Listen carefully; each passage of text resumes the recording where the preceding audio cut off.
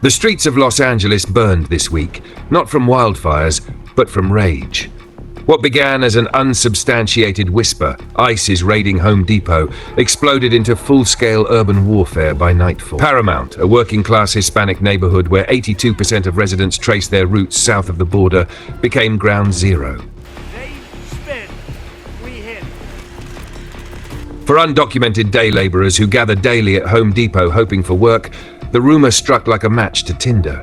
Soon, freeways were barricaded with flaming cars, journalists dodged live bullets, and the National Guard rolled through neighborhoods like occupied territory.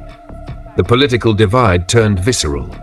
A Republican president demanded order, while California's Democratic governor stood defiant. 3 days of chaos left 60 arrested and a city holding its breath. But the real tragedy lies deeper. This wasn't about facts. ICE later confirmed no raid occurred. It was about the powder keg of fear in immigrant communities where trust in institutions has eroded to dust. As sporadic protests smolder, Los Angeles faces an uncomfortable truth. In America's most diverse city, some whispers can still detonate a revolution. The spark that set Los Angeles ablaze came from a single, unverified rumor. Immigration officials were raiding a local Home Depot. Though authorities quickly denied any such operation, the damage was done. Fear rippled through Paramount and Compton, predominantly Latino communities where distrust of immigration enforcement runs deep. By nightfall, peaceful protests erupted into something far more volatile. People are worried about the violence that we're seeing. This violence that I've seen is disgusting. It's escalated now since the beginning of this incident. What we saw the first night was bad. What we've seen subsequent to that is getting increasingly worse and more violent. What began as scattered demonstrations soon spiraled. Gas stations vandalized, cars damaged. The anger was palpable but contained. California's Democratic Governor Gavin Newsom assured the public that local authorities had the situation under control, even as tensions simmered. But President Donald Trump, decrying lawlessness, had other plans.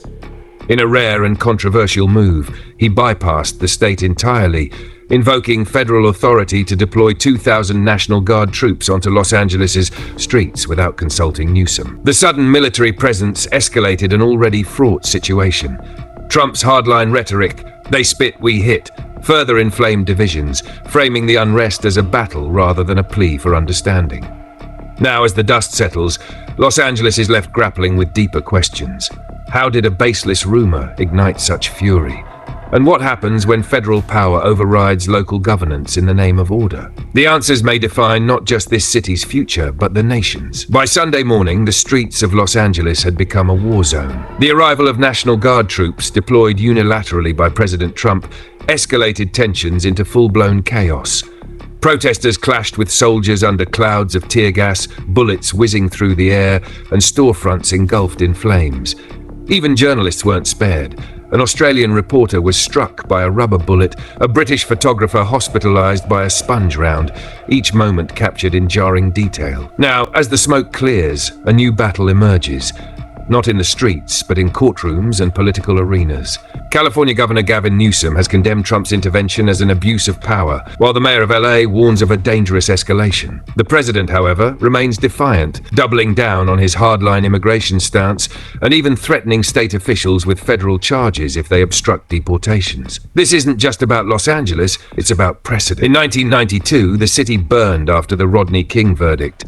But then, the National Guard was invited. You're watching it very closely, and when they spit at people, they spit, that's their new thing. They spit, and worse, you know what they throw at them, right?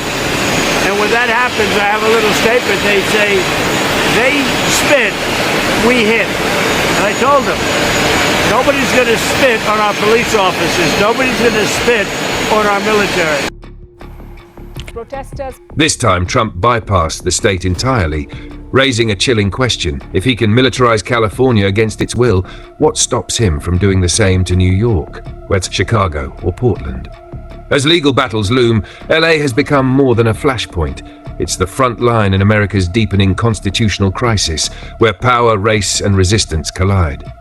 The streets may have quieted, but the reckoning is just beginning. Black Post. This is where we break down the headlines they don't want you to understand, with clarity, truth, and a Pan-African lens.